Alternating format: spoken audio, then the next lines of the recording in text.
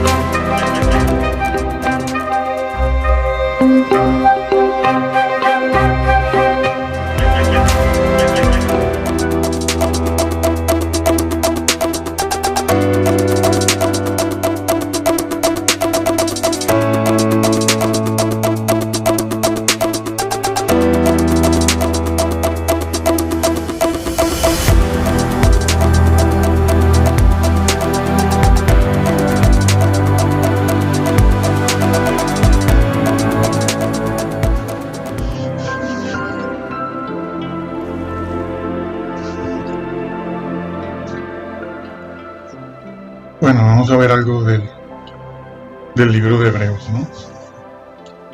No hay otro libro como ese, como ya hemos dicho.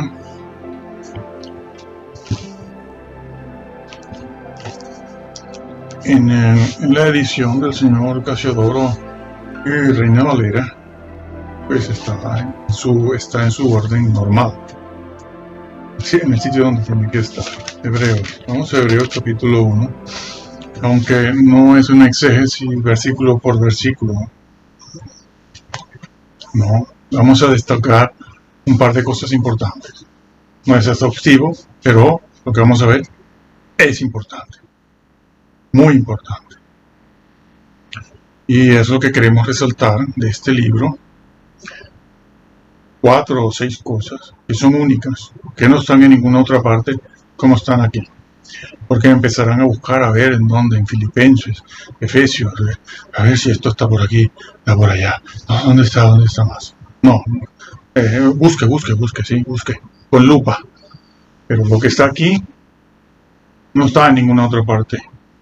No. Y ha sido un grave horror haberlo postergado con la aclaración que hicieron al final, los 7 últimos. Y al mismo tiempo rebajarlo de nivel. ¿Conocen? Pues ustedes conocen el libro de Hebreos, ¿no? ¿Conocen? Entonces, vamos a leer los versículos que quiero destacar. Y ya cada quien en su casa, en su estudio personal, pues hace un análisis más exhaustivo y completo. Por cierto, hay que decir una cosa, es que esta gente cree, todos en general, todos en general, creen que esto se han tomado esto como un partido de fútbol, un juego de pelota, de básquet, y eso, ¿no? Dice, mi equipo es mejor que el tuyo, no, nosotros ganamos, no, yo no cambio de equipo, yo me quedo con el mío, porque el mío es mejor, y esto, aquí no se trata de eso, se lo han tomado así, ¿no? ¿Qué denominación es mejor? No, la mía, la otra, esta tiene alfombra roja, el otro tiene piano, aquí tenemos 3 pianos. No se trata de eso, se trata de la verdad, se trata de la vida eterna, de donde vas a pasar tú la vida eterna, Nosotros aquí no hemos invitado a nadie, a ninguna iglesia, ni a ninguna denominación. Nunca. Como mucho, lo que he dicho es que yo soy bautista. Y no aclaro más nada. Más nada. Claro, porque se piensan que soy bautista presbiteriano. Dicen, ¿cómo es posible? Si todos los bautistas, sí, es verdad. Todos los bautistas son presbiterianos. Antes no lo sabían, ahora lo saben. Son prácticamente luteranos o calvinistas. Los particulares, los calvinistas. Los generales es otra cosa. Bueno, eso no sigo ahí. Pero, ¿cómo se llama? Estaba en esto, ¿no? Sí. Se han tomado esto de esta manera, de esta forma, sin darse cuenta de que aquí no se trata de eso. Se trata de la verdad, porque solo la verdad, el contenido de tu fe es lo que te va a salvar. Por tus palabras serás condenado y por tus palabras serás juzgado. Sí. Por eso. Serás juzgado por eso. Y se han tomado esto así, ¿no? No pasa nada. Bueno, ya sabemos, y lo hemos dicho, ¿no? Que ya sabemos que el cristiano en general, todos los cristianos, todos, lo que hacen es defender su posición. No tienen interés en la verdad, sino en defender a los suyos, por catatimias o por alguna otra razón. Por alguna otra razón. Y no tienen interés en la verdad. Y resulta que eso es lo que salva. Eso ya pasó también. En el Antiguo Testamento, en el pueblo hebreo, habían varias sectas, sí las habían, unas cuantas, unas cuantas. Las más conocidas, la escuela de Hillel, ¿no? Y los fariseos, saduceos, pero había más, habían grupos diferenciados, importantes. Entonces, no se trata de eso, ya se lo decimos. Entonces, voy al versículo que nos interesa. Voy al capítulo 1 de Hebreos, versículo 3. El cual, Jesús, el Hijo, porque en los versículos anteriores habla del Hijo. Y el versículo 3 comienza diciendo el cual, el Hijo, siendo el resplandor de su gloria y la imagen misma de su sustancia, la imagen misma de su sustancia, y la imagen misma de su sustancia, y quien sustenta todas las cosas con la palabra de su poder, habiendo efectuado la purificación de nuestros pecados por medio de sí mismo, se sentó a la diestra de la majestad en las alturas. Aquí hay varias cosas importantes. Únicas, ojo, únicas, no las vamos a encontrar en otro sitio. Y negaron este libro. Sustancia, ese vocablo, también se dice que sustenta todas las cosas. Dice que efectuó la purificación de nuestros pecados, está hablando de la expiación, propiamente de la expiación de la sangre, de la cual va a hablar todo el libro de Hebreos. Y por medio de sí mismo, ¿no? Hizo la purificación y además se sentó a la diestra del Padre, allí, cuando ascendió. Fíjense, el vocablo sustancia es un vocablo muy importante porque es un vocablo que hace referencia a su deidad. Está diciendo que tiene la deidad. Está diciendo que el Hijo tiene deidad. Lo está diciendo claramente allí. ¿Cómo vas a quitar este libro de aquí? ¿Cómo vas a restarle el valor? ¿Cómo lo vas a desvalorizar, a disminuir? Cuando esto no está dicho en ninguna otra parte. Para encontrar algo parecido, tenemos que ir a Juan 1. Y Dios era el Logos. Dios era el Logos, es decir, el Señor, el Hijo, Jesús, el que pasa a describir más abajo como la luz del mundo. Bueno, la luz de los hombres. Y allí el vocablo Dios es deidad en Juan 1. Pero el vocablo que aparece no es deidad, es Dios. Teos. ¿Sí? Entonces, hay que respetar eso. Dios era el Logos. Como adjetivo, eso es un adjetivo. Bueno, lo ponemos en el orden ordinario, normal, y es el Logos era Dios. Que nosotros entendemos que tenía deidad. Pero eso está dicho aquí. Dice eso. Es la imagen misma de su sustancia. La imagen aquí es impronta, algo como un sello, impronta de la misma sustancia. Entonces, fíjense lo que está dicho aquí. Está hablándose de sustancia, que es la deidad. Está hablando de deidad, no de atributos. Dios tiene atributos. Dios tiene atributos. El amor, la paz, la benignidad, la bondad, la fortaleza, etcétera, el poder, son todos atributos. Pero aquí no se habla de atributos. Aquí no se está hablando de atributos. Que Dios es muy amoroso, o que Dios es muy fuerte, o que Dios es muy sabio. Son atributos que pertenecen a Él. Pero aquí no se está hablando de eso. Aquí se está hablando de su esencia, la sustancia. Es una referencia. Y dice que su sustancia es la del Padre. Lo que está diciendo. Porque al principio dice Dios, habiendo hablado muchas veces, habiendo hablado muchas veces, de otras formas y por los profetas, nos ha hablado por el Hijo, el cual es la imagen misma de su sustancia. Tiene deidad. Tiene deidad. Eso es lo que está diciendo. Ahí. Eso así no lo consiguen en ninguna otra parte. No, en Filipenses no. Bueno, Filipenses es muy parecido. Es que cuando se lee Filipenses 2:6, el cual no estimó el ser igual a Dios, ahí está dicho, como cosa a que aferrarse, para no humillarse tomando naturaleza humana. No lo estimó. Siendo en forma de Dios, no estimó el ser igual a Dios. Pero aquí está dicho con el vocablo propio de la esencia. Deidad. Y solo Dios tiene deidad. Bueno, lo va a decir ahora. Los ángeles no tienen deidad. Los ángeles no tienen deidad. Vamos a seguir, eso lo vamos a ir viendo aquí ahora. Entonces dice, se sentó, dice que purificó. ¿Cómo purificó? Purificó en la flagelación. Eso era purificar. No. En el Getsemaní. No. ¿Dónde purificó? ¿Qué dice la Biblia en cuanto a lo que es la purificación de nuestros pecados? La cruz.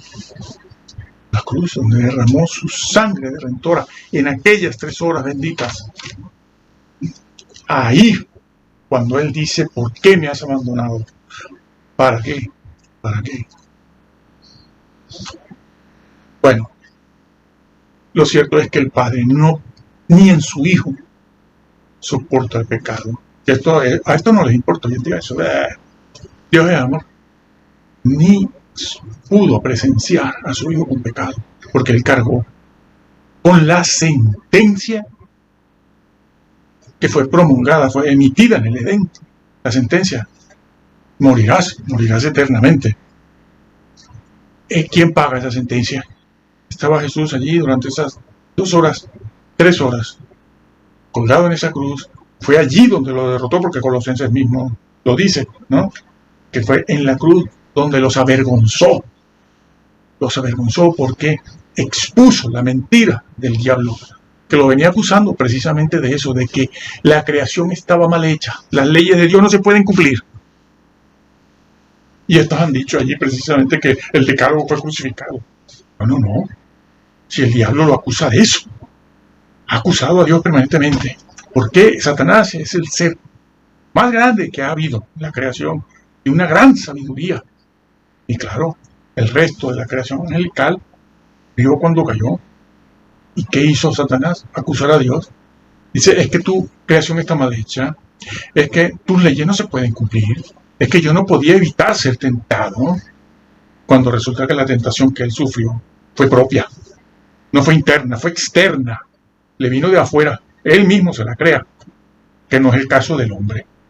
El hombre es tentado desde dentro, él no. Y le tenía una serie de acusaciones que no vamos a verlas todas aquí, a Dios mismo. Y el Señor lo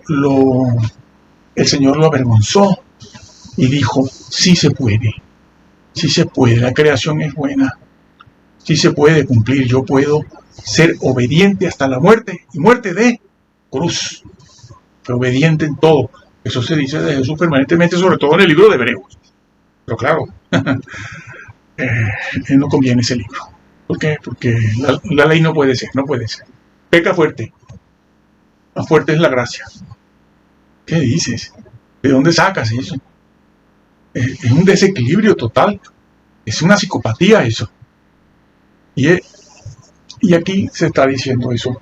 Entonces, retomo la idea. No está hablando de atributos, está hablando de la deidad. Y a esa persona que le atribuye deidad, dice que purificó, ¿dónde? ¿Cómo? Nuestros pecados, en la cruz del Calvario. Muriendo donde tú y yo teníamos que morir. Muriendo allí donde tú y yo teníamos que morir. Eternamente. Nosotros teníamos que estar en esa condición eternamente, que es la condición en la que están los que están en el Hades en este momento, en esa parte mala, en esa parte de los condenados. Ellos están sufriendo eso, están sufriendo eso. Si alguien quiere librarse de eso, tiene que aceptar a Jesús como su Señor y Salvador y obedecerle. Dice que se sentó a la diestra de la majestad en las alturas. Allí mismo se sentó. No tuvo que esperar al siglo XIX para sentarse a la diestra. En la diestra del Padre no está nadie. Ahora vamos a ver eso. Porque ese es el seno del Padre. A la diestra de su poder. Allí es necesario tener deidad para estar allí en el seno del Padre. Por eso Jesús en otras oportunidades en el Evangelio de Juan decía: yo del Padre vengo y al Padre voy. Del Padre salí y al Padre vuelvo y entro. Dentro, en el seno. No alrededor. No fuera de sí, sino en el mismo seno, en el interior del Padre. Es la Trinidad. Es la Trinidad. Ahí dentro, allí no habita nadie. Ha sido otro error del siglo XIX, pero grave, gravísimo, como vamos a seguir viendo aquí ahora. Esto del tabernáculo santísimo, lugar santísimo. Y entonces dice que ese ser que se sentó a la diestra, y sabemos quién es, Jesús, pero le acaba de atribuir deidad a Jesús, a su Hijo. Lo acaba de decir. Si está escrito, funciona la anorexia doctrinal, teológica. Que ves en el espejo lo que no es real. Y entonces dice el versículo 4, hecho tanto superior a los ángeles, cuanto heredó más excelente nombre que ellos. Hecho superior a los ángeles. Pero Dios siempre es superior a los ángeles. No está hablando de Jesús en su deidad, está hablando de la humanidad de Jesús, que fue el que subió a la diestra como mediador. Están en los capítulos 7 y 8. Como mediador, hecho superior a los ángeles, el hombre Jesús, cuya persona es el Hijo de Dios, que tiene deidad, verdadero Dios, verdadero hombre, hecho superior a los ángeles, porque los hombres no éramos superiores a los ángeles. Pero ahora hay un hombre que es superior, y muy superior a los ángeles. Hecho superior a los ángeles, cuanto heredó más excelente nombre que ellos. No, Jesús lo dijo. Toda potestad me es dada en el cielo y en la tierra. Mateo 28. Mateo 28, allí al final. Ir por todo el mundo. Toda potestad me es dada. Hombre, ya la tienes, si tú eres Dios. No, Señor, no están confundiendo. Está hablando como un hombre que ha vencido, que le ha quitado a Satanás todo el derecho, toda la autoridad, primero, que tenía sobre el hombre. Y segundo, todas las acusaciones que Satanás tenía contra Dios mismo, de que su creación no sirve, que está mal hecha. Sus leyes no funcionan. Jesús dijo que sí funcionaban y lo demostró. La cruz fue clavada sobre una base moral. Han venido estos señores a crucificar el decálogo, cuando resulta que la cruz fue crucificada sobre una base moral. Jesús vino a vindicar la moral de Dios, el decálogo, las leyes. Han dicho que no. ¿Quién eres tú para venir a quitar el libro de Hebreos, que nos habla de manera casi descriptiva, más que una afirmación, de manera descriptiva sobre la deidad de Jesús? Y lo dice claro, es la deidad del Hijo, y es la deidad del que está a la diestra. Son versículos que echan por tierra el adventismo, el ruselismo, el modalismo, a los mesiánicos estos modernos, de ahora que no son judíos, echa por tierra a los mormones, a los unitarios. Este solo versículo echa por tierra todo eso. No, ese libro, tranquilo, que ese libro si no lo lees no pasa nada. Dios mío, pero si esto no lo tenemos en ningún otro lado, ¿qué haces? ¿Qué has hecho? ¿Por qué no han corregido eso? No esto, el libro completo lo han tenido que corregir y respetar lo que está dicho. Bueno, me salgo un poco, porque eso está en el capítulo 12. ¿Cómo escaparemos si descuidamos una salvación tan grande? Pero es que no leen más. Dicen, es disciplina. Pero señores, si lo que dice es todo lo contrario. Dice todo lo contrario. Bueno, lo tenemos aquí. Me desvío un momento. Capítulo 2. Porque si la palabra dicha por medio de los ángeles fue firme, y toda transgresión, el vocablo transgresión, no, se refiere a unos seres que han transgredido voluntariamente todas las leyes. El vocablo transgresión tiene un trasfondo jurídico, como va a tenerlo los vocablos que se usan en el capítulo 7, 24 y 25, son términos de carácter y naturaleza jurídica que solo se usan en el libro de Hebreos. Y dice, toda transgresión y desobediencia recibió justa disciplina, ¿no? Justa retribución. El vocablo retribución, siempre en el Nuevo Testamento, es un vocablo que se habla de, que hace una referencia al resultado de un juicio. Justa retribución, no disciplina. Y aquí el escritor a los hebreos, sea Pablo, sea otro, que en la iglesia primitiva se creía que era Pablo, hasta que alguien dijo, tengo dudas, y en el siglo XVI ya dijeron que no era Pablo, y hoy en día muchos de estos modernos, bueno, quieren favorecer su doctrina, algunos dicen que no fue Pablo, otros dicen que sí es Pablo. O sea que no se ponen de acuerdo en eso. Nosotros creemos que pudo haber sido Pablo. Pero fuera de eso, resulta que el vocablo retribución se utiliza para hablar del resultado de un juicio. Es lo que emana de un juicio. Son términos de naturaleza jurídica que hablan en ese sentido de eso. Y hace una sección, el escritor aquí hace una sección entre los que son fieles a la revelación y los que no son fieles. En este caso, el Evangelio, donde Jesús es el Salvador, no Moisés, no Aarón, no las leyes levíticas, sacrificiales, rituales, no la circuncisión, porque el libro de lo que trata es de eso, ¿no? De algunos hebreos, que allí habían cristianos también gentiles, tenían esa inclinación de poner al lado de Jesús todo lo que era la parte sacramental o la parte ritual de Moisés, los ritos, ceremonias, no leyes morales, no, sino la parte esa que tiene que ver con los ritos. Bueno, y hace una sección, dicen, cuidado, porque tanto los seres angelicales que transgredieron, como muchos, porque a eso se refiere, transgredieron, rebasaron las leyes, no respetaron, sabiéndolo, sufrieron retribución.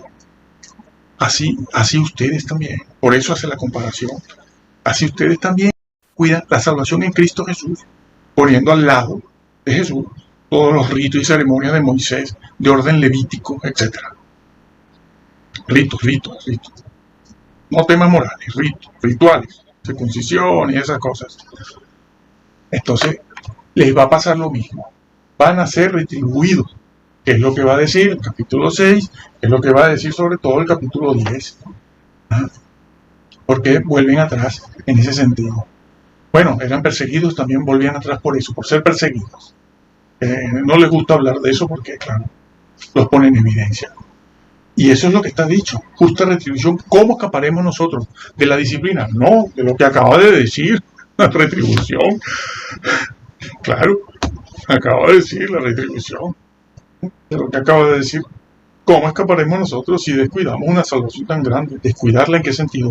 Que la cambias. Me cambias el modelo de las sanas palabras. Me estás cambiando, me estás poniendo al lado de Jesús, tus diosesillos judíos, Moisés, etc. Los estás poniendo allí. Entonces volvemos al capítulo 1, versículo 4. Hecho superior como hombre. Todo poder me es dado en el cielo y en la tierra, por tanto, id y haced discípulos, enseñándoles que guarden todas estas cosas. ¿Sí? Que guarden todas estas cosas que os he enseñado. Entonces, todo poder, como hombre, y está a la diestra en el mismo interior, en el lugar santísimo, donde no entra nadie. Allí no hay ángeles de ningún tipo.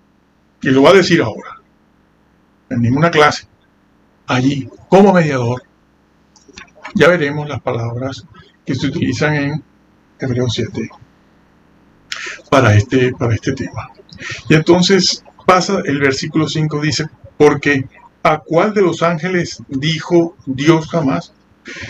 Utiliza el vocablo ángel en plural, ángeles, porque aquí en hebreo se está usando de una manera un nombre común, sustantivo común, un nombre común, en plural, en forma genérica.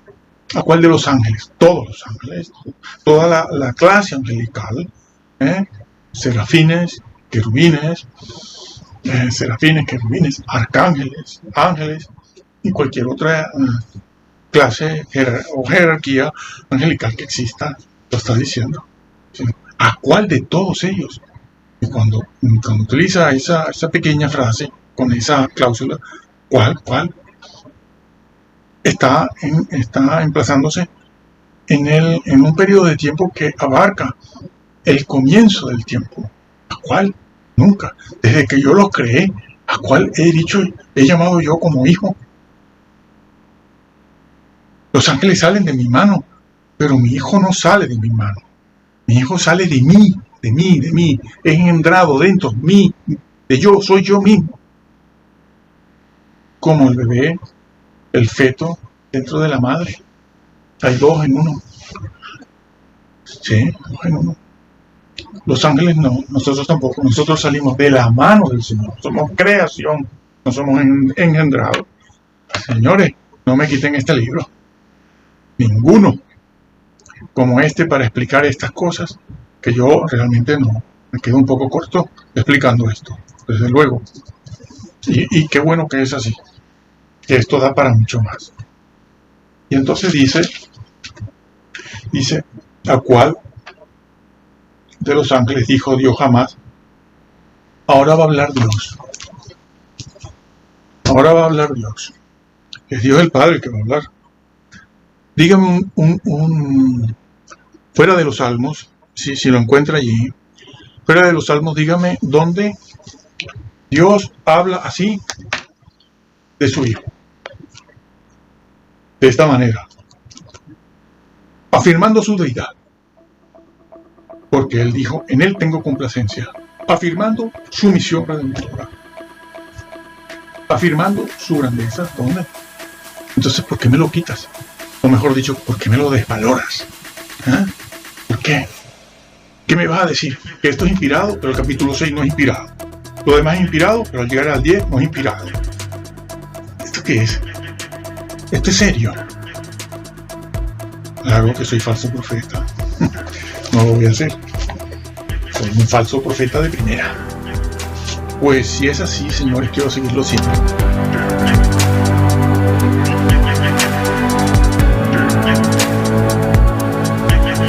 Esto da para mucho más. Y entonces dice, ¿a cuál de los ángeles, dijo Dios jamás. Ahora va a hablar Dios. Ahora va a hablar Dios. Es Dios el Padre que va a hablar. Dígame fuera de los Salmos, si lo encuentra allí, fuera de los Salmos, dígame dónde Dios habla así de su Hijo. De esta manera. Afirmando su deidad. Porque Él dijo, en Él tengo complacencia. Afirmando su misión redentora. Afirmando su grandeza. ¿Dónde? Entonces, ¿por qué me lo quitas? O mejor dicho, ¿por qué me lo desvaloras? ¿Ah? ¿Por qué? ¿Qué me vas a decir? Que esto es inspirado, pero el capítulo 6 no es inspirado. Lo demás es inspirado, pero al llegar al 10 no es inspirado. ¿Esto qué es? Esto es serio. Claro que soy falso profeta. No lo voy a hacer. Soy un falso profeta de primera. Pues si es así, señores, quiero seguirlo siendo. Porque no pienso decir que este libro es de segunda. De segunda. Después le dicen a la señora Elena que ella no tiene un grado de inspiración menor. Ah, pero este señor sí, en estos libros sí los tuvo. Lo decidió él. Se lo inventó él. Porque eso nació allí. ¿Cómo es posible? ¿Qué van a decir? Que esto sí es verdad, esto es verdadero. Sí, pero es de segunda clase. No, es de segunda categoría. ¿Cómo que de segunda? Pues sí, como esto no hay nada en toda la Biblia. Es que claro que me alarmo. ¿Cómo no me voy a alarmar? Cumpliré 80 años y me seguiré alarmando, y 90 también. Porque es que no tiene sentido. La cosa son los creyentes. Los creyentes que están allí. Sí, los pobres. No saben que... Lea usted la Biblia, hermano. Bueno, hermano. Lea usted la Biblia. Créale. No le esté haciendo caso a estos psicoterapeutas de púlpito. Todos están llenos de eso.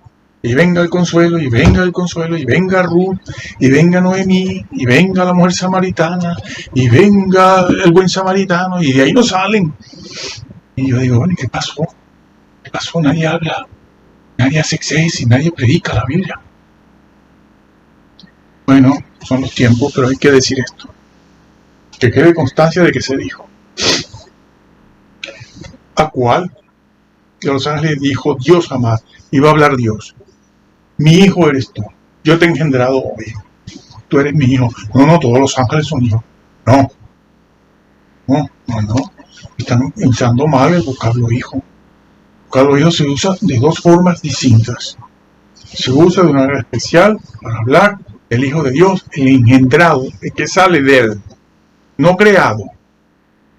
Jesús no es creado. Bueno, el Hijo de Dios no es creado. Su humanidad tiene un comienzo en el bendito vientre de María. Que muchas personas que adoran o veneran a la Madre del Señor María, a la Virgen María, no viven como vivió ella. La están deformando, con tantas cosas que están poniendo los mismos católicos. Me quedo asombrado. Ya han pasado el punto muerto. Las cosas que se están diciendo ya están cayendo, señores católicos, están cayendo en una aberración con esto. Ustedes también. Es increíble, no sé cómo, bueno, se les permite, no sé. Yo te he engendrado hoy, y otra vez, yo seré el padre y él me será hijo. Ahí está. Pero le acaba de dar deidad arriba, En el versículo 3 habló de su deidad, no de sus atributos. Y dijo muy claro quién era. El que estuvo en la cruz, purificando nuestros pecados, y dijo que está a la diestra. Aquí no hay confusión. Y no tiene naturaleza angelical por ningún lado. Por ningún lado. Sigo leyendo. Y otra vez, cuando introduce al primogénito en el mundo, no voy a quedarme en esto de primogénito, que no significa primero. Esa puede ser una acepción. Primogénito aquí es superior. Cuando introduce al superior en el mundo, dice, adórenle todos los ángeles de Dios. Adórenle los ángeles. ¿Por qué? Por lo que dijo arriba. Porque es Dios. Porque ese hijo que está a la diestra, que fue a la cruz, es Dios. Es decir, tiene naturaleza, tiene deidad. Porque en la deidad es la esencia de Dios. Hay tres personas: el Padre, el Hijo y el Espíritu Santo. Y ordena a los ángeles, aquí se utiliza ese vocablo otra vez, como expliqué anteriormente, en la forma, en el modo, en ese nombre común, sustantivo, en plural, colectivo, que se refiere a todos, que engloba a todas las órdenes angelicales, a toda la jerarquía, mejor dicho, ¿no? Angelical. Adórenle. ¿Por qué le adoran? Porque es Dios.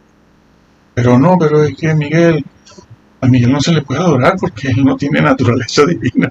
Él no es deidad. Es que eso es lo que trató Satanás de hacer, meterse en la deidad.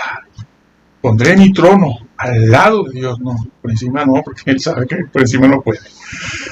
Pero aquí eso es lo que está dicho. Eso es lo que es bíblico e histórico. Yo subiré por encima de las nubes y pondré mi trono a su lado. ¿Qué quería él? Que quería estar ahí en la deidad. Sí, Señor, estar ahí. Y esto le han dado la razón. Dice, no, es el arcángel. Miguel le han dado la razón. No, la orden de Dios no es que se adore a un ángel ni a un arcángel, sino que se adore a Dios. ¿Y Dios quién es? Como lo puedo ver, Jesús, el Hijo de Dios. Y otra vez se introduce, adórenle todos los ángeles de Dios. Ciertamente, ahora de los ángeles dice, el que hace a sus ángeles espíritus y a sus ministros llamas de fuego.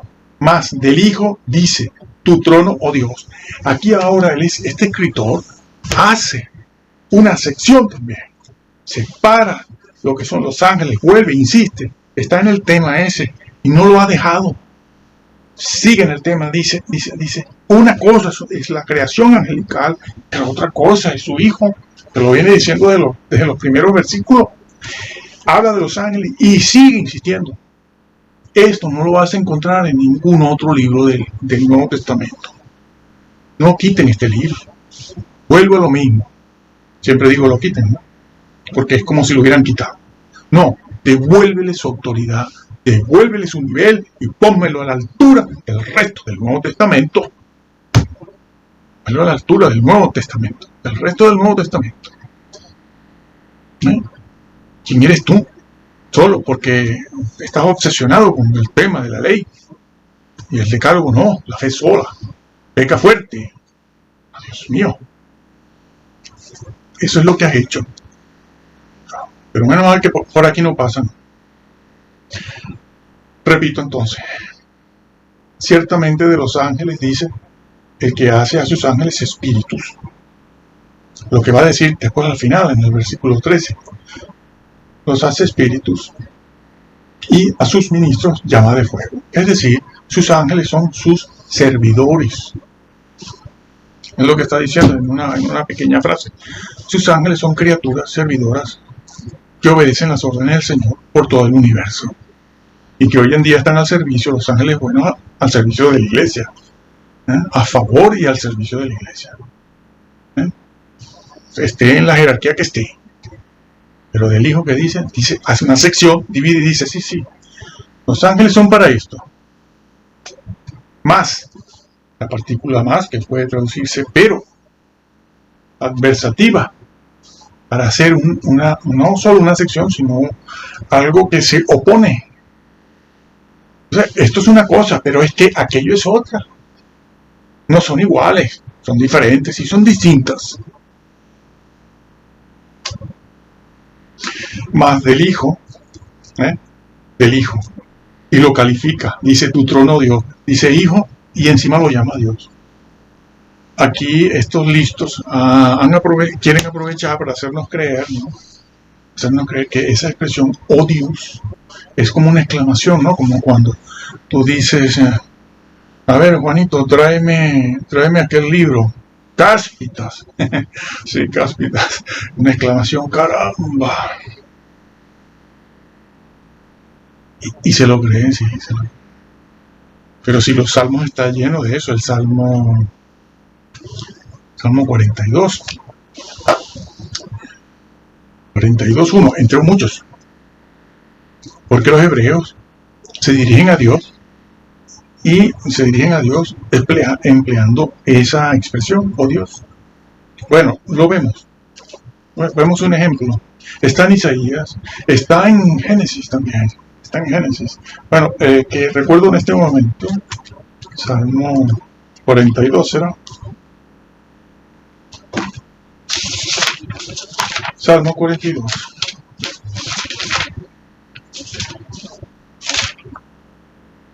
Sí, Salmo 42 porque es muy conocido, por eso lo recuerdo. Dice, como el ciervo brama por las corrientes de las aguas, así clama por ti, oh Dios. Se está dirigiendo a Dios y emplea también la exclamación, oh Dios. Sí. Y eso está repartido, está en Génesis también. Génesis era así, sí, Génesis. Y es una forma de los judíos usar esa expresión. Pero bueno, no pueden estarle creyendo a estos señores que quieren tapar todo. Quieren tapar todo. Y dicen, no, es una exclamación. No es que ahí se diga Dios. Dios mío, pero ¿qué haces? Ruselista. Esos son los ruselistas, los testigos de Jehová sin Cristo. Claro, por eso se les dice sin Cristo. Porque está también en Éxodo, sí. Es Éxodo, ¿no?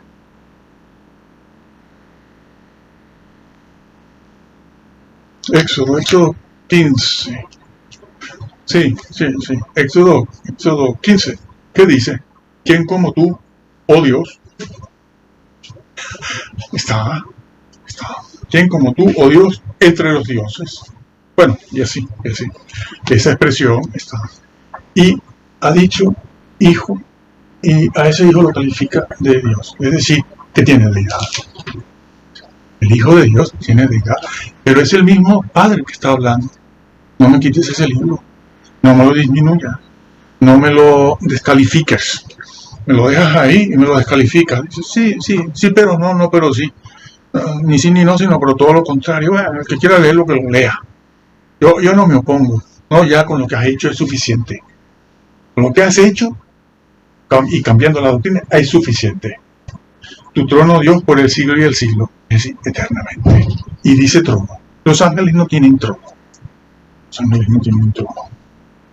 Cetro de equidad, y es el cetro de tu reino. ¿Quién tiene un reino, Dios mío? Los ángeles tienen reino. Se le aplica el vocablo reino a los ángeles, arcángeles, serafines, querubines. Has amado la justicia y aborrecido la maldad, por lo cual te ungió Dios, el Dios tuyo. Aquí debe decirse, explicarse cómo se utiliza el vocablo Dios, porque el apóstol Pablo respeta mucho eso, ¿no? En Efesios está, creo que en este mismo libro de Hebreo, porque dice Dios Padre y Dios Hijo. En los saludos o despedidas, por lo general en los saludos se dice eso. Dios Padre, mi Dios, tu Dios, como lo hace en el Evangelio de Juan, ¿no? Yo voy a mi Dios, vuestro Dios. Hay también una separación, porque aquí es su Padre, Dios, en el sentido de Él, de ellos, de la Trinidad, no en el sentido nuestro, sino en el sentido de ellos, con óleo de alegría más que tus compañeros. Y voy a saltar el versículo 13 porque vuelve otra vez a lo mismo. Dice, pues, ¿a cuál de los ángeles dijo Dios jamás? No, yo no soy el que me pongo repetitivo, es la Biblia, ¿eh? Y yo respeto eso y también me pongo repetitivo. Entonces dice, ¿a cuál de los ángeles dijo Dios, siéntate a mi diestra? Ahí está. ¿Cómo que el arcángel Miguel está a la diestra? Pero si es a ningún ángel, está hablando en términos absolutos y colectivos. Desde el momento de la creación de los ángeles hasta el día de hoy, a ninguno le ha dicho, dentro de la jerarquía angelical, a ninguno le ha dicho eso. Siéntate a mi diestra. A la diestra solo está el Hijo de Dios. Y eso indica poder. Sentarse a la diestra indica poder en virtud de la victoria que obtuvo sobre Satanás. En virtud de eso, de la victoria que obtuvo sobre Satanás.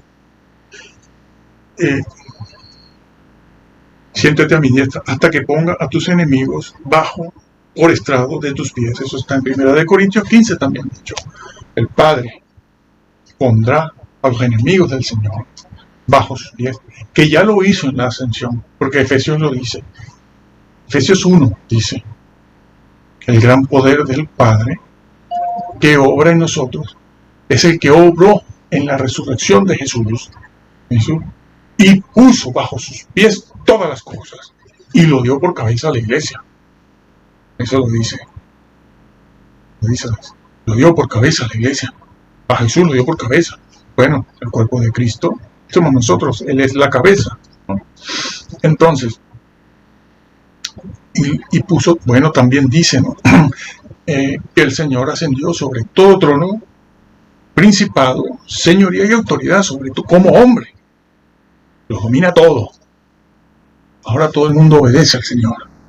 Es lo que está dicho aquí. Es lo que está dicho aquí. Hasta que ponga a todos tus enemigos, termine de hacerlo, ahora en su segunda venida, en parte, pero eso se cumplirá al final del milenio. Al final del milenio será una realidad. Ya no habrá más enemigos. Se acabó ese periodo de prueba. Periodo de prueba que ha de venir todavía de 1000 años. Que habrá paz sobre la tierra. Pero al final de esos 1000 años, Satanás va a ser suelto por un pequeño periodo de tiempo y los hombres volverán a creerle, claro. Claro, tienen delante a Jesús, pero dicen, no, yo le creo al diablo más. Bajo fuego del cielo y acabó con todo ya de una vez por todas y entramos en la eternidad. Entraremos en la eternidad. ¿Cómo me quitas el libro de Hebreos? Dios mío. Sí, me lo has quitado. Rebajarle y descalificarlo de esa manera es rebajar solo por tu cuestión de la ley. De la ley. Bueno, tengo que volverme a escandalizar. ¿Por qué? Porque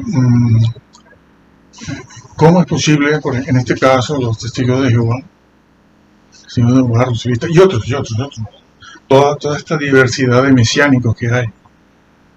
Bueno, porque ellos han querido al principio, pero ya eso no importa, que a nadie, como he dicho, le importa la verdad. Pero al principio ellos quisieron dar una apariencia de unidad doctrinal, ¿no?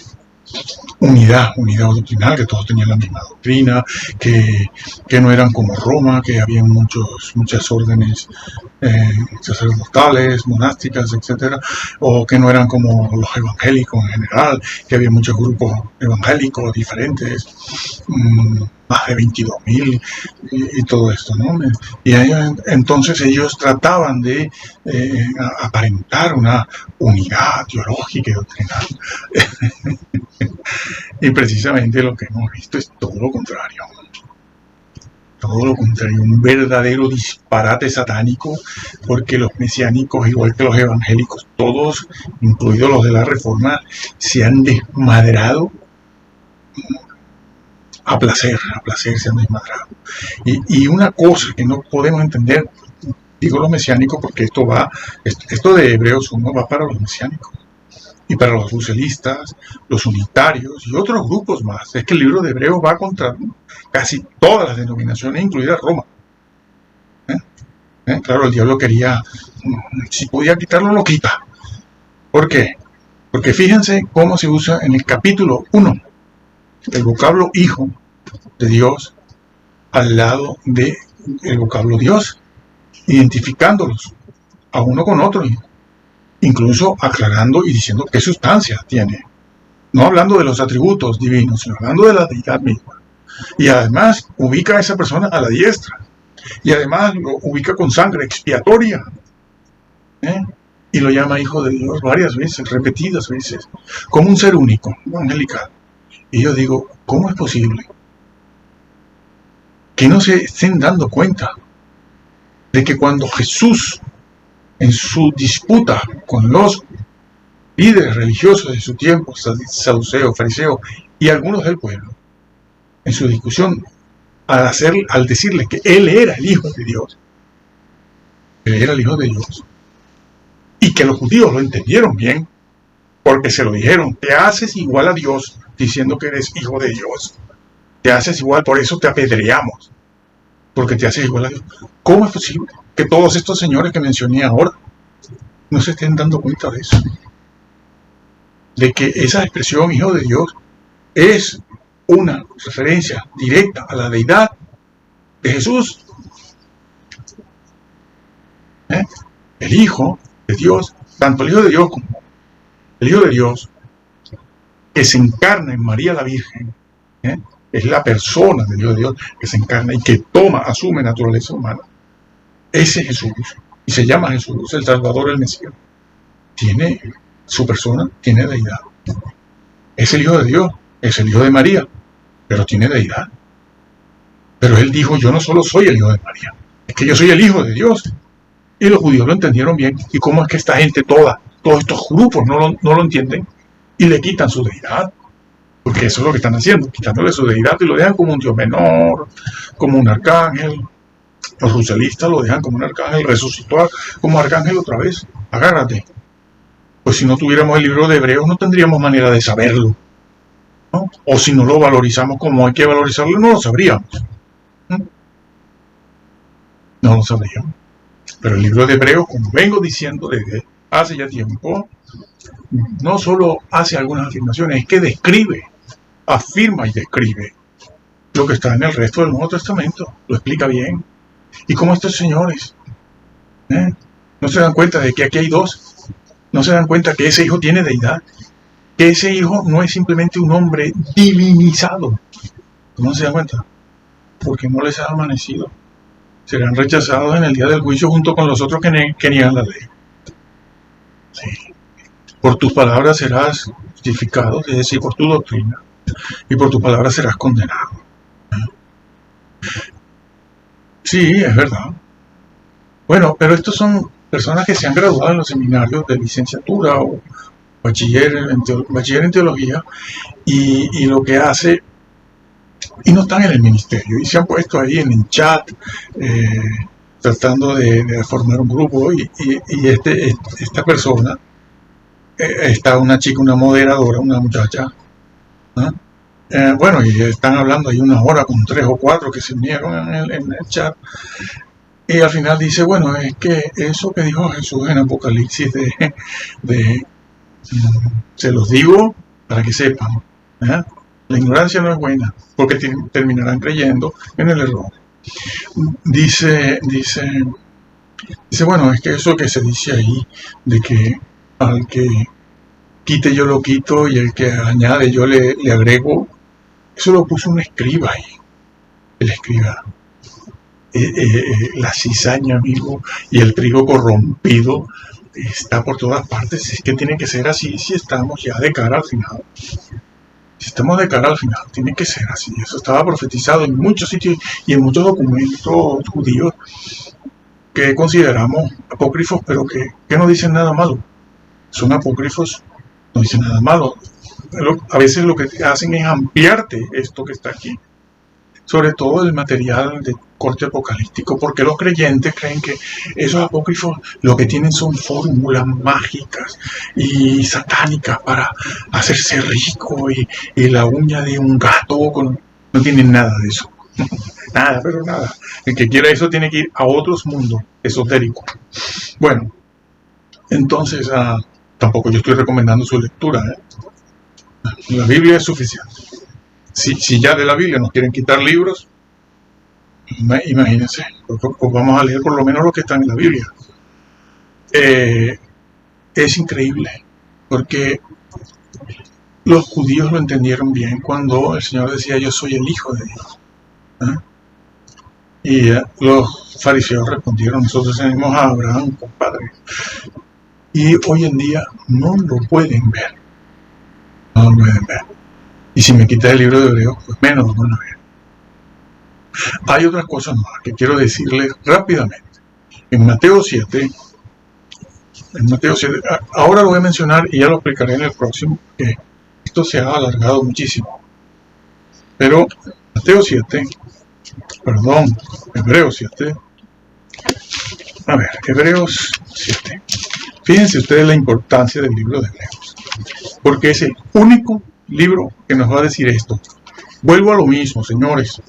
El único libro que dice esto es el libro de Hebreos, en el capítulo 7. Va a hablar de dos cosas. Va a hablar de la salvación, va a hablar de la función sacerdotal de Jesús. Vamos a ver cómo lo hace. Y como ustedes, ya les dije al principio que ustedes conocen todo esto, yo estoy hablando a personas que conocen el texto griego, la lectura de la Biblia. Estoy hablando a personas que quieren saber cosas precisas. Vamos entonces de cabeza a entrar en el versículo 24. Más es decir, Jesús. Estoy en Hebreos 7, el versículo 24. Y hablando de Jesús, dice, más Jesús, por cuanto permanece para siempre como hombre, tiene un sacerdocio inmutable. Por cierto, los ángeles no pueden ser sacerdotes. A ver, señores, imagínense un arcángel de sacerdote. Es de risa, perdonen, pero es de risa. Un arcángel allá arriba, a la diestra del Padre de sacerdote, mediando.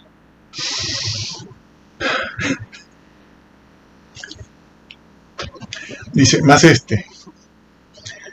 por cuanto permanece para siempre como hombre, claro, a diferencia de los sacerdotes del Antiguo Testamento, que no permanecían para siempre porque morían, porque eran personas, eran mortales, que es lo que ha dicho en los versículos anteriores. Repito, más por cuanto permanece para siempre, Jesús tiene un sacerdocio inmutable. Es el único lugar de todo el Nuevo Testamento donde aparece ese vocablo. El único lugar. No hay otro. Bueno, tienen que irse al griego clásico. Del tiempo de Jesús, claro, allí se hablaba griego clásico. El kiné. El koine, se lo pronuncio así porque ustedes lo conocen así. En clase no, en clase lo tienen que pronunciar como es. El koine es como una variación, como un modismo, ¿no? Pasa en castellano, ¿no? El castellano a lo mejor de algunas regiones de ellos, que sé, yo no nombro ningún país, de por allá de Sudamérica, de algún pueblo, de alguna aldea, a lo mejor no es igual al castellano que se habla en Centroamérica, ¿no? En algún país de Centroamérica, de una capital, pero eso no significa que no se entiendan, es castellano, y se entienden perfectamente bien. No son dialectos, no llegan a ser dialectos. Entonces, tienen que irse al griego clásico. A lo mejor Plutarco, ¿no? Lo usa, ese mismo vocablo, inmutable, sacerdocio inmutable, puede usarse con trasfondo jurídico, un carácter jurídico, sí, legal, para términos legales, o hablando de en una conversación o en algo que está relacionado con lo legal, ¿no?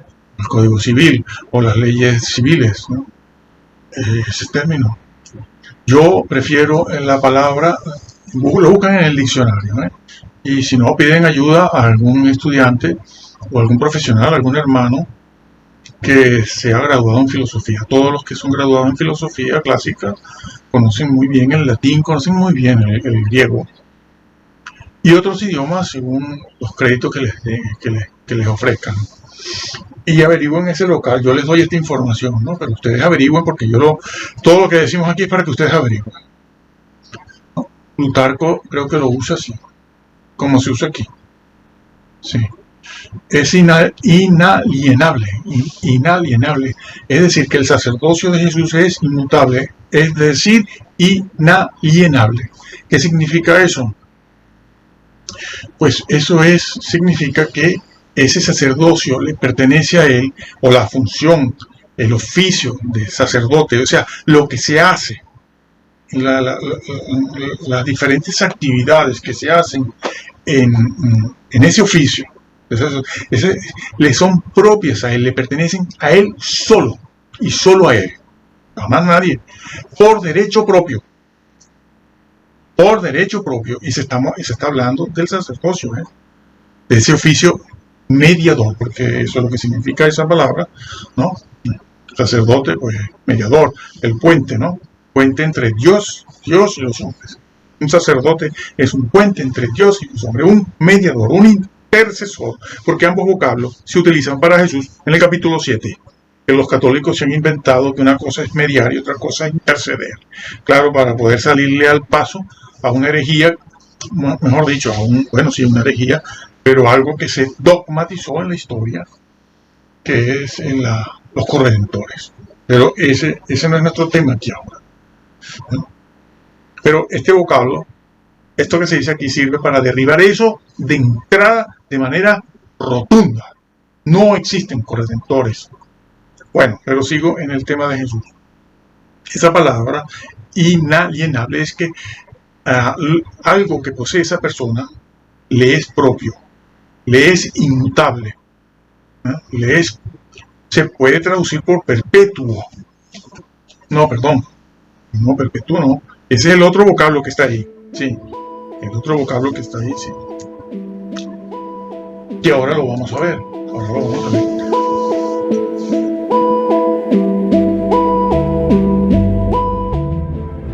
Hay otras cosas más que quiero decirles rápidamente.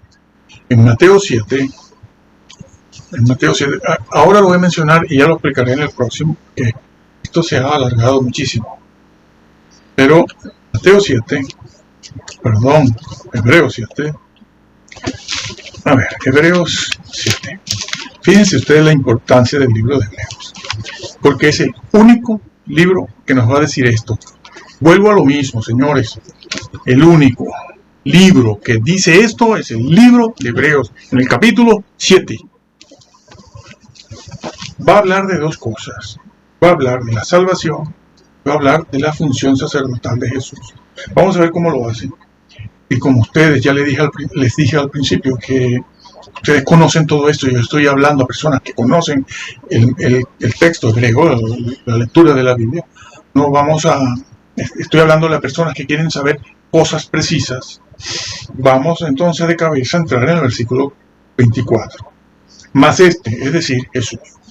Estoy en Hebreos 7, el versículo 24. Y hablando de Jesús, dice, más Jesús, por cuanto permanece para siempre como hombre, tiene un sacerdocio inmutable. Por cierto, los ángeles no pueden ser sacerdotes. A ver, señores, imagínense un arcángel de sacerdote. Es de risa, perdonen, pero es de risa. Un arcángel allá arriba, a la diestra del Padre de sacerdote, mediando.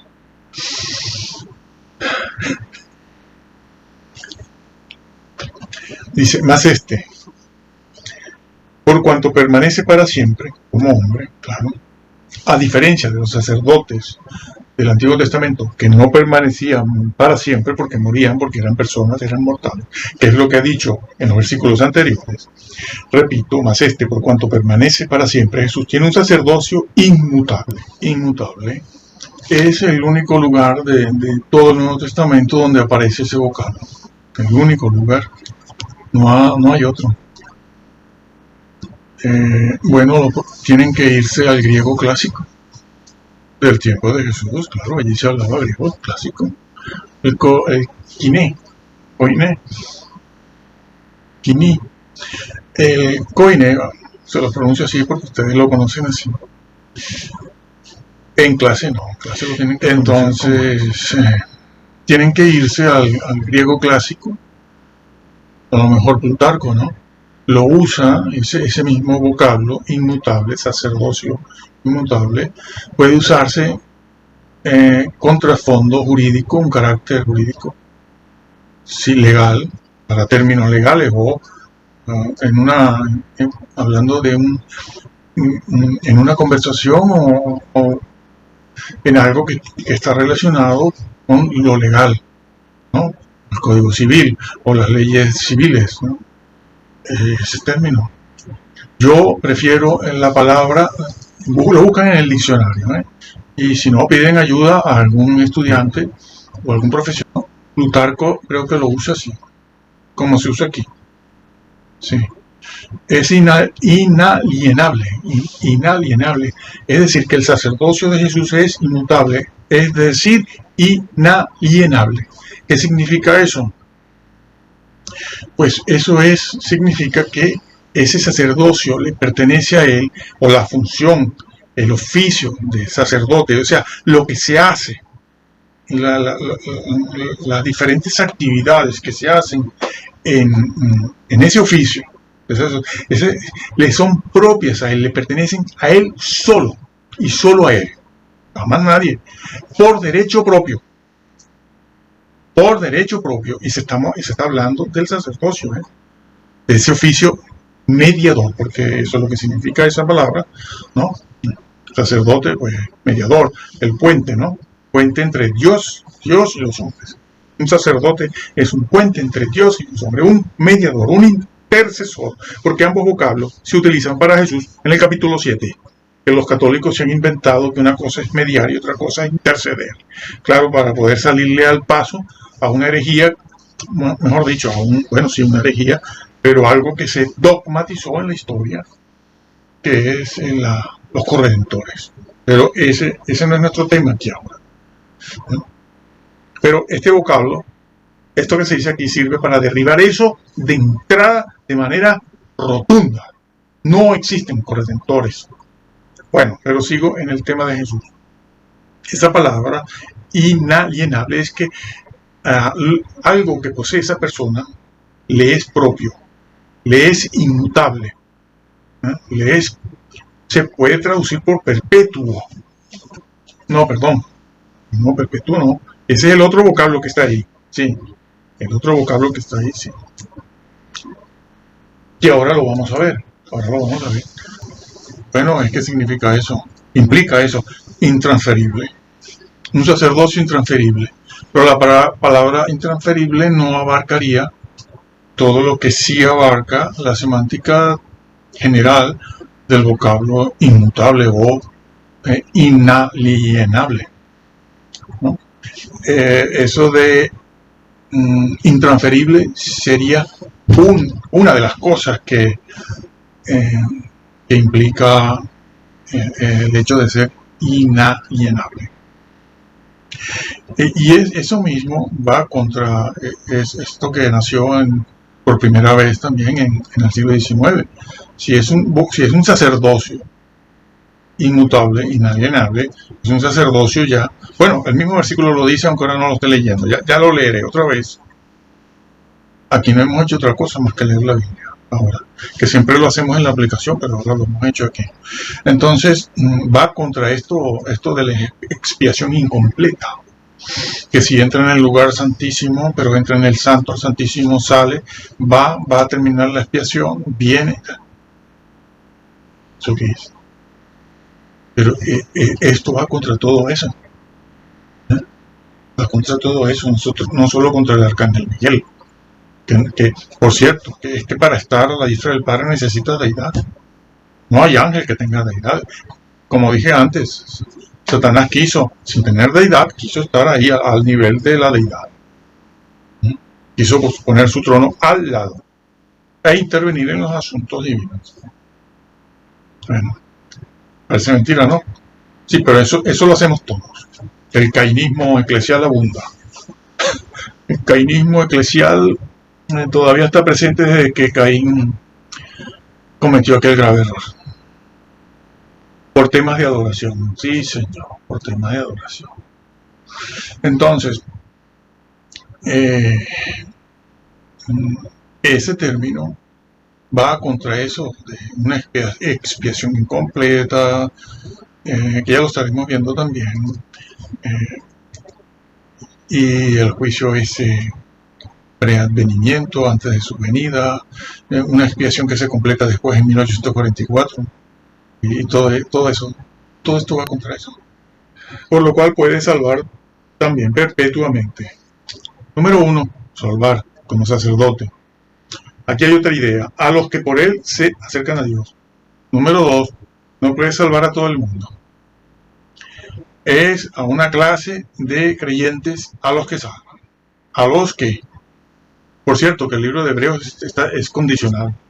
Yo lo llamo un libro condicional. Desde el principio empieza diciendo sí esto, sí lo otro, con tal de esto. Está en el capítulo 4, 5, bueno, en el mismo 3, en el 4, en el 5, en el 6, hablando precisamente de los que una vez recayeron también. A los que por él se acercan a Dios, viviendo siempre para interceder por ellos. Aquí sí dice el vocablo interceder, señores.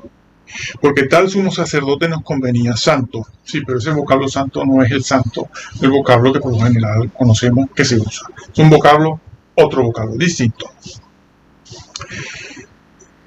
Ocio, ocio de Córdoba. Bueno, por lo cual también puede salvar perpetuamente. Vamos a ver esa palabrita completamente. Bueno, ya se los dije, es salvar completamente. Es la misma idea que está en Filipenses 2, trabajar, ese vocablo trabajar, es hacer algo completo, hacer completo algo, un trabajo completo. Este vocablo, perpetuamente, tampoco está en el Nuevo Testamento, es el único sitio, es el único lugar donde lo encontramos. Bueno, pues se van a Plutarco también, pueden averiguar bien en algún este término griego, porque no está en el Nuevo Testamento, es el único sitio donde se usa perpetuamente. Es salvar completamente, es decir, bueno, es que la frase está hecha, ¿no?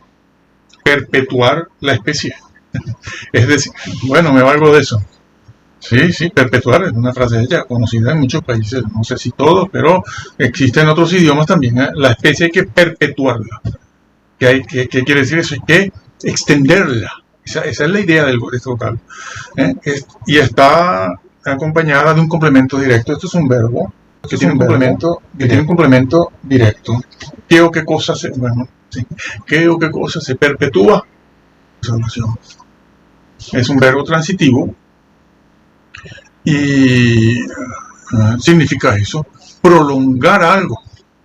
Eso lo vimos en Primera de Pedro, entre los versículos 5 al 7 al 8, cuando dice para alcanzar salvación, cuando aquello se puso en el 2018-19, se hizo ese estudio para ustedes y para otros. Algunos lo agradecieron, porque se fueron al griego y vieron que es verdad, que eso está allí así. Dice que sois guardados por el poder de Dios para alcanzar salvación. Allí está esa misma idea también, para alcanzar, para la salvación. Porque ese vocablo en el griego no está, pero hay que ponerlo. Hay que ponerlo. Es decir, la salvación, bueno, es que el versículo que continúa lo dice. La salvación que está preparada para ustedes en aquel día. Claro, pero has de alcanzarla. Tú la tienes, pero has de alcanzarla. Y aquí está diciéndose con ese vocablo lo mismo. Dice, lo releo otra vez.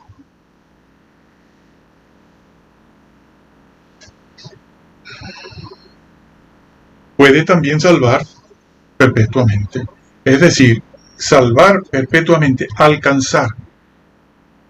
Te ayuda a alcanzar lo que tienes, la salvación que tienes, a conservarla y alcanzarla, a hacer que algo dure, perpetuar la raza. Es eso. Y está referida a creyentes, sí, pero hay una condición que también aparece en el resto del Nuevo Testamento. A los que, una condición. Dice, a los que por él, por Jesús, se acercan a Dios. Tiempo presente. Esto está en un presente continuo, todo esto. Está en un presente continuo. Claro que en castellano, en inglés a veces no se ve. Pero si te metes en el griego, cuando pasas muchos años familiarizado con el idioma griego, lo ves. Se está diciendo que todos los días tengo que hacer esto. A los que se acercan, se están acercando permanentemente a Dios a través de Cristo. Es una mediación permanente, una mediación, intercesión continua. Pero no me quites Hebreos, porque entonces no tengo con qué decirlo, sino lo invento. o encuentro una palabrita buscando por aquí, por allá, en el resto de que se puede, del Nuevo Testamento, pero que aquí está muy claro. Esto lo está diciendo de una manera única, como no está dicho en otras partes. Bueno, aunque esto bueno, como está dicho aquí, no. Te dice que es mediador, pero aquí te está diciendo que es una mediación continua para completar la salvación. Completar en el sentido de guardarte de que no caigas de ese llamado y esa elección. ¿Sí? Segunda de Pedro. Ese es un libro que empezó a ser conocido en el siglo I. Llegó al siglo IV, V, lo dejaron en el canon, no lo metieron, lo dejaron y continuó hasta el siglo XVI, donde le dijeron, usted para atrás, hasta ahora que también están haciendo lo mismo. Por cierto, tengo que decir algo aquí, ya que estamos en hebreo. En Hebreo 6:7. Yo lo dije en el otro lo dije. Está ahí, ¿no? Bueno, pero termino esta idea primero. Entonces, eso se está diciendo aquí. A los que se están acercando permanente y continuamente al Padre a través de Cristo. Y con una oración bíblica, no sirve cualquier oración. ¿No? Ahí está la Trinidad. Aquí está la Trinidad. No se menciona al Espíritu Santo porque no se habla de él en ningún momento, pero esto mismo es lo que está en Juan 10, creo, el Evangelio de Juan, el capítulo 10, cuando Jesús dice, dos son los que dan testimonio, el Padre y yo. Está en Juan 10, léanlo, pero no se está hablando del Espíritu Santo. Allí. Más tarde se va a hablar, se va a incluir, el mismo Señor lo va a hacer, el Padre, el Hijo y el Espíritu Santo. Pero allí, en su discusión con los judíos, no mete al Espíritu Santo. Porque el tema en ese momento es el Padre y el Hijo. Abraham, el Padre, Dios Padre y el Hijo. Y él dice, dos dan testimonio, el Padre y el Hijo. No soy yo solo, ni vengo por mi propia cuenta. Entonces está diciendo que puede salvar. ¿Por qué? Nos puede salvar porque podemos caer. Esa doctrina del siglo XVI que nace de esa manera, negando libros importantes, muy importantes como Hebreos, Segunda de Pedro, Apocalipsis, donde aparece el Señor transfigurado de una manera bárbara, pies de bronce, ojos como llama de fuego, en juicio. A las 7 iglesias no les puede gustar. ¿Cómo les va a gustar?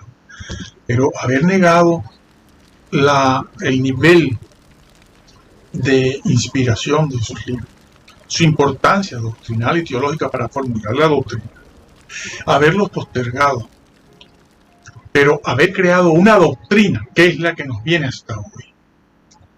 Porque claro, en la Biblia tú ahora la puedes imprimir como quieras, sí, pero la doctrina quedó. La doctrina que niega el decálogo, la doctrina que niega los preceptos, está dicho por Jesús en Mateo 5, 6, 7. La doctrina que habla sobre la necesidad de todos esos preceptos para guardar la salvación que se recibió gratuitamente por gracia, esa doctrina nació allí y ha llegado hasta hoy, haciendo mucho daño, engañando a todo el que no averigüe la verdad, diciéndoles que ya están predestinados, copiando a Agustín de Hipona maniqueo. Un grave error de Agustín. Empezó muy bien, escribió muchísimo, empezó muy bien, dijo cosas importantes, pero la presión, como la presión sí de ¿no? Que casó a Felipe ese, el magnánimo, creo que es magnánimo, sí, mucho cacareo y mira. Entonces, eso es lo que se dice. Aquí, por último, sí, es curioso esto. Saldrá, no lo han subido, ¿no? Bueno, lo adelanto aquí, no pasa nada. Cuando el señor Lutero, Calvino y toda esta gente, ¿no? El grupo ese, se acercaron, bueno, el señor Martín, porque fue él, está escrito eso. Así que aquí hay que hablar con propiedad. El señor Martín vio Hebreos 6, 4. Bueno, lo que está en los documentos, ¿no? Ya sabemos que hay muchas leyendas, pero claro, no van a crear de esto una leyenda velada. Esto es real, porque se perjudicaría. Él vio eso. ¿Cómo lo interpretó? ¿Cómo interpretó el Señor? ¿Cómo se interpretó allí? Hebreos 6, 4. Es imposible que los que una vez recayeron, etcétera. ¿Cómo lo interpretan? Dijeron lo que dicen todos estos, que se han pasado 100 años, 100, 200 años diciendo esto. No, esos son los borrachos. No, esos son los del trago, dice uno por ahí. Que lo dice de una manera que nos parece muy gracioso, ¿no? Y no lo es. Ese es el papá que no era salvo, la mamá, el tío. Esos son los visitantes, decía el otro, ¿no? Dice, y el otro dijo, el primo dice, el Señor al que peca se lo lleva. No habría iglesia. No habría iglesia. Lutero no dijo nada de eso. Lo que él dijo es lo que está escrito. Dice, ese versículo le quita toda esperanza de salvación a un cristiano que peca. Esa es la verdad. Por lo tanto, yo no acepto eso, porque no encuentro eso en Pablo. Le digo, ¿qué dices? Que no encuentras eso en Pablo. Pero sí, tendrías que quitar 1 Corintios capítulo 3, el maestro que entró quemándose y el otro que fue destruido. Tendrías que quitar 1 Corintios 15, la fe vana. Tendrías que quitar Mateo 5, 6, 7, que tú solo aplicaste a la sociedad y resulta que es para la iglesia. Tendrías que quitar también 2 de Timoteo completo. Tienes que quitar 2 de Timoteo completo, porque dice eso mismo que está en Hebreos 6. Tienes que quitar, no te gusta 2 de Pedro, tienes que quitar cosas de 1 de Pedro, como ese versículo que mencioné antes. Tienes que quitarlo. Por supuesto, ya quitaste los demás también que dicen lo mismo, ¿no?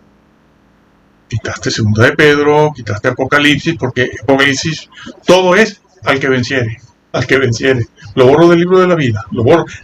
Este señor de allá, de habla inglesa, dice, ahí no dice eso que dice. Y le creen. Bueno, hay intereses económicos escondidos ahí y cosas. No es mi tema. Yo me guío por la Biblia y lo que nos interesa. Lo demás se hacen responsables todos ustedes por seguir a quienes no tenían que seguir. A nosotros no nos pueden seguir tampoco, porque yo no doy ni mi iglesia, ni mi denominación. El que quiera ver alguna otra cosa lo tiene en el currículum ahí. Nada.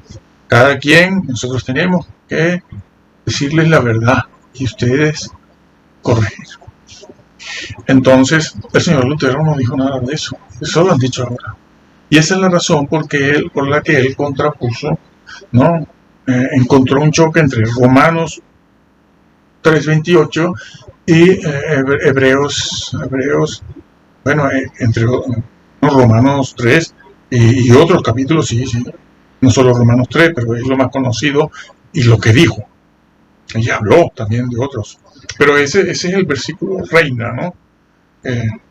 Y choca con Hebreos 6, bueno, es que no solo choca con Hebreos 6, 4, sino con Hebreos 2, Hebreos 10 y 12. Entonces, eso fue, ellos reconocieron que eso le quitaba la esperanza. Pero ¿qué pasa? Que no sabía hacer exégesis. No que no haya visto los versículos y haya dicho algo de este versículo, del otro, sino que no supo poner las piezas del puzzle. ¿Por qué? Porque ya tenía una inclinación psicópata muy fuerte que iba contra la ley, el decálogo, y no lo supo esconder.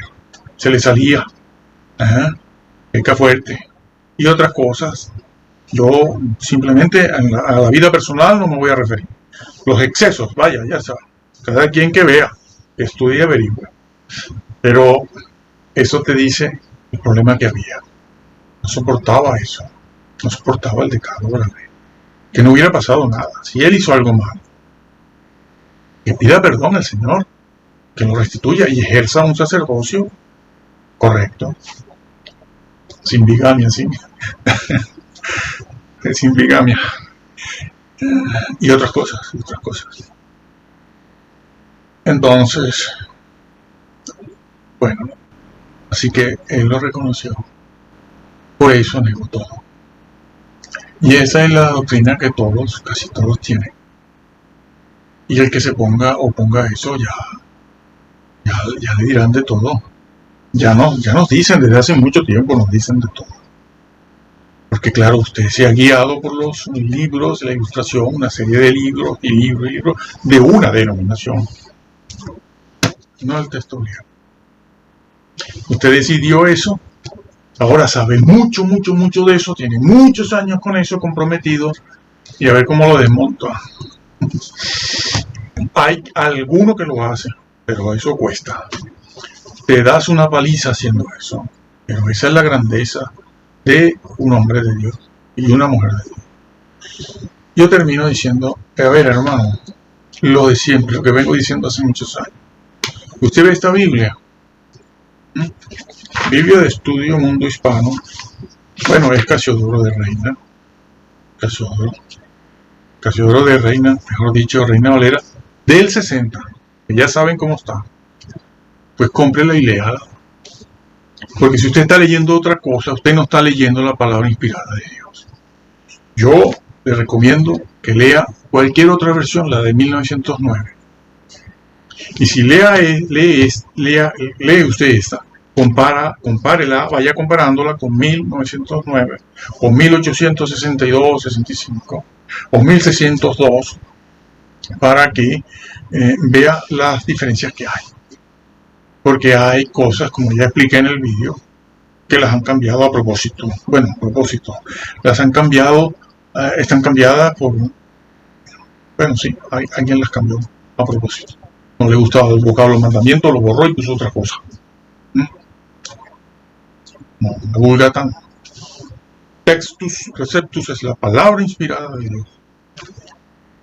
Que esa gente lleva 4 o 5 siglos analizando ese texto. Hoy en día, Robertson fue el último, me pareció,